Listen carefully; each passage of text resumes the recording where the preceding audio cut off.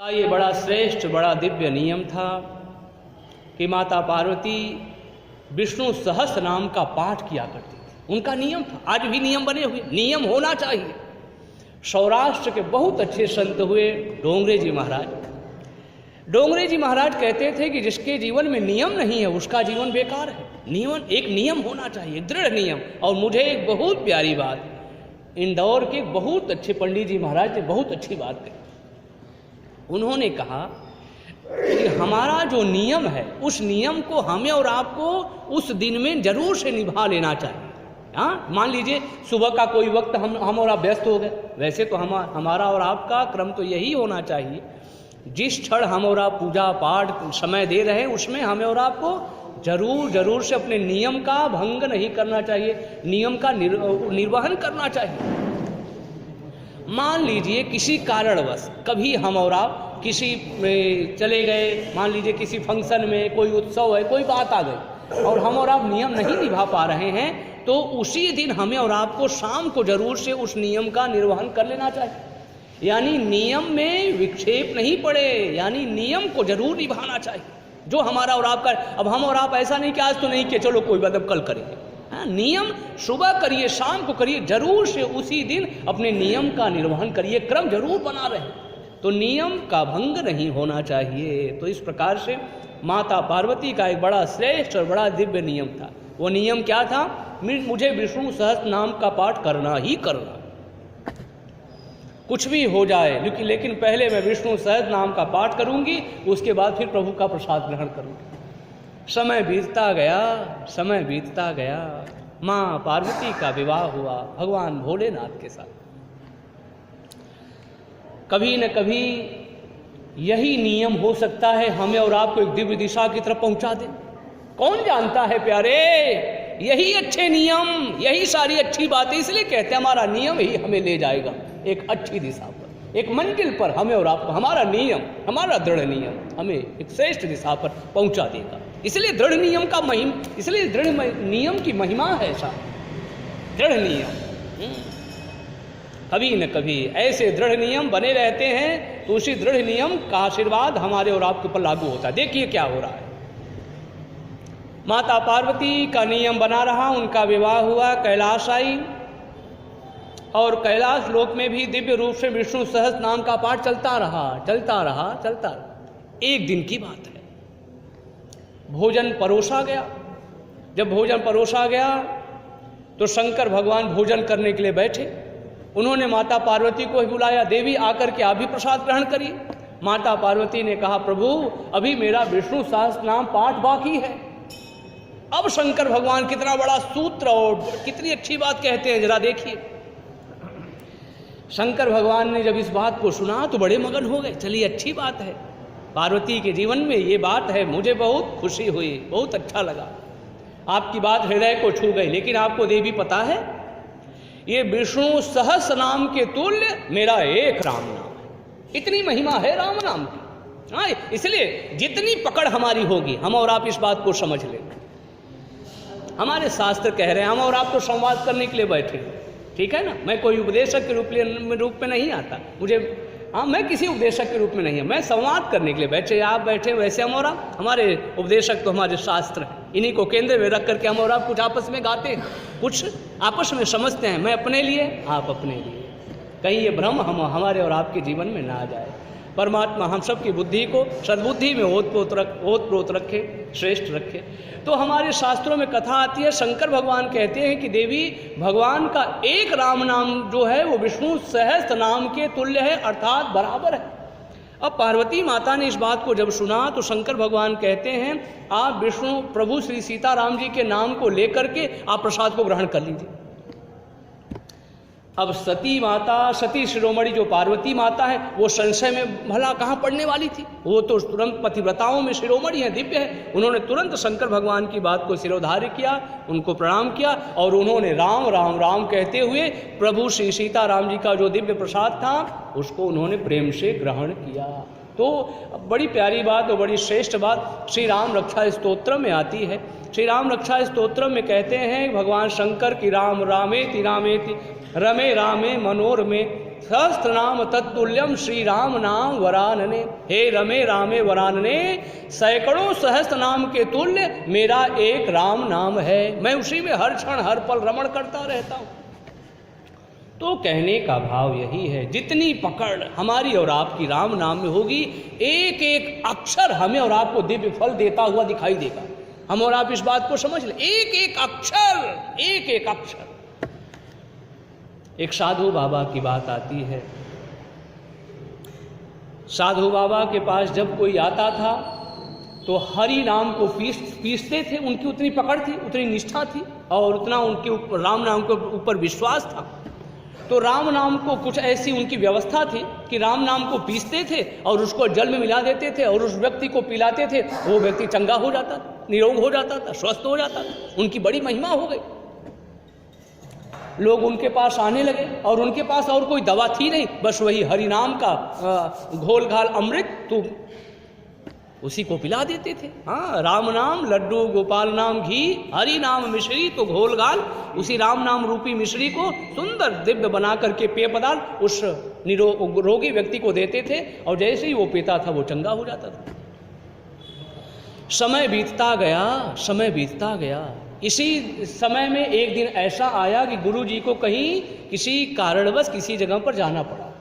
गुरुजी जाते जाते उन्होंने अपने शिष्य से कहा, कोई भी आए ना तो ऐसे, तुमने तो देखा है मेरी दवा की परंपरा, जिस प्रकार से मैं औषधि देता हूँ तुम भी ऐसे दे देना, कोई भी व्यक्ति आएगा रोगी होगा वो ठीक हो जाएगा। गुरुजी परहित में रत थे।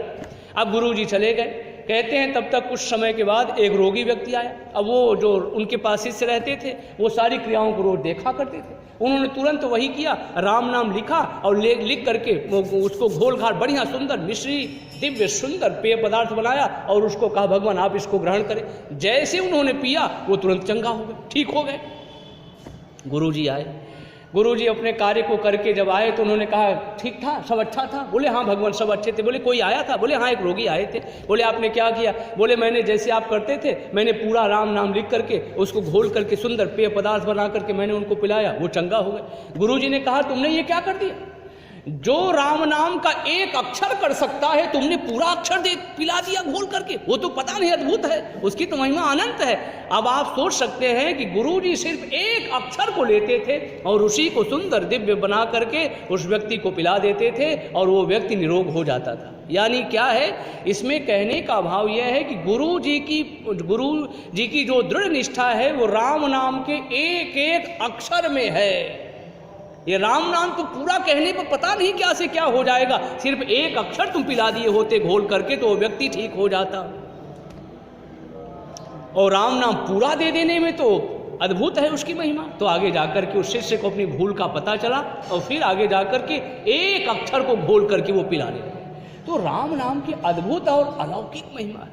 एक बार की बात है, एक सेठ जी को कोढ़ हो गया। अब सेठ जी को जब कोढ़ हो गया तो सेठ जी बड़े ग्लानि में भरे रहते थे, अरे बताओ कोढ़ हो गया। अब समय बीतता गया, उसके बाद उनको ये हुआ कि अब ये अपना शरीर मैं गंगा जी में अर्पण कर दूँ। ऐसे शरीर को रखने से क्या मतलब। अब आज सेठ जी गंगा जी में अपना शरीर छोड़ने जा रहे हैं। उनके पीछे बड़ा लाव लश्कर है। वो सेठ थे, बड़े मानिंद सेठ थे, बड़े अच्छे सेठ थे।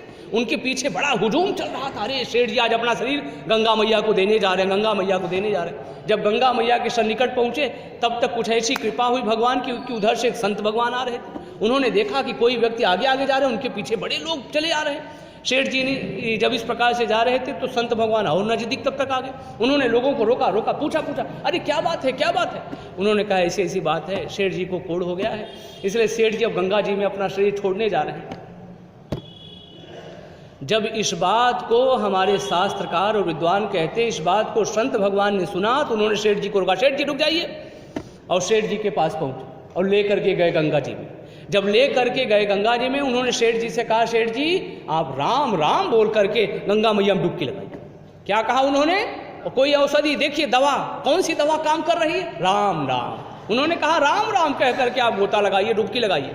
और जैसे सेठ जी ने प्रेम से, संत भगवान की भी मानो कृपा हुई, संत दरस जी में पातक, उनका पाप कष्ट हुआ, नष्ट हुआ और वाणी का भी आशीर्वाद उनके ऊपर हुआ और कर कमल का भी आशीर्वाद हुआ। और जैसे ही उन्होंने नीचे गोता लगाया राम राम कहते हुए बाहर निकले, उनका कोढ़ ठीक। इस दृश्य को देख करके सभी लोग संत भगवान की जय, संत भगवान की जय जयकारा करने लगे। तो कहने का तात्पर्य क्या है? कहने का तात्पर्य यही है कि हरि नाम के एक एक अक्षर में बड़ी बड़ी और बड़ी अनंत शक्ति भरी है, लेकिन वही बात है समझने की आवश्यकता है। कभी कभी कुछ लोग आते हैं, गुरु जी से कहते हैं गुरु जी हमें मंत्र दे दीजिए।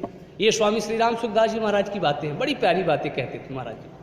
कभी कभी कुछ लोग कहते हैं भगवान हमें मंत्र दीजिए, तो लोग कहते हैं, गुरु जी कहते हैं अरे बस राम राम करो ना। अब वो क्या कहते हैं, अरे भगवान मुझे तो राम राम नहीं, कोई संस्कृत का मंत्र चाहिए, बड़ा सा मंत्र। अब संस्कृत हमारे और आपके बस की बात नहीं है, कई उसमें बातें होती है, बड़ा शब्द होता है, बड़ा क्लिष्ट होता है। उसको जब बहुत हम और आप सावधानी के साथ, दिव्यता के साथ पढ़ते हैं तब उसका अर्थ हमें और आपको स्पष्ट होता है, उस शब्दों को हम और आप पढ़ पाते हैं। अब उनका मतलब क्या है? उनका मतलब ये है कि राम नाम भी कोई मंत्र है। अब देखिए आप, उनका मतलब ये है राम नाम, ये राम नाम तो एक छोटा सा छोरा भी कहता है राम राम राम राम राम राम राम, इसमें कोई भी कोई मंत्र है? मंत्र दीजिए तो बढ़िया मंत्र दीजिए। हमारे शास्त्रकार और हमारे विद्वान कहते हैं 7 करोड़ महामंत्र, 7 करोड़ महामंत्र हैं, लेकिन उन 7 करोड़ महामंत्रों से भी श्रेष्ठ, दिव्य और भव्य और सबसे ऊंचे सिंहासन पर, सबसे ऊंची गादी पर बैठा हुआ है राम नाम। सारे मंत्रों से अगर आपको देखना भी हो कि सारे मंत्रों में सबसे श्रेष्ठ मंत्र कौन है, तो सारे मंत्रों से ऊपर बैठा है राम नाम। उसकी गति सबसे ऊपर लगी हुई, वो देखने में सरल लगता है। आप और हम देखें, कोई भी व्यक्ति जो बहुत सरल लगता है, सहज लगता है, लोग क्या उसे जल्दी समझ पाते हैं? उसकी महिमा तो बहुत देर में समझ में आती है, लेकिन तब तक और लोगों को देर हो चुकी रहती है, और लोगों के लिए वो दूर की बात हो चुके होते हैं। देर हो चुकी होती है प्यारे, देर हो चुकी होती है। जड़ भरत जी महाराज जो देखने में एकदम कैसे थे, हाँ, लेकिन वो कितने दिव्य ठहरे। काली माता उनकी महिमा, और लोग जाने न जाने, मेरी माँ काली जानती है, मेरे प्रभु जानते हैं, मेरे घनश्याम जानते हैं, ठीक है ना।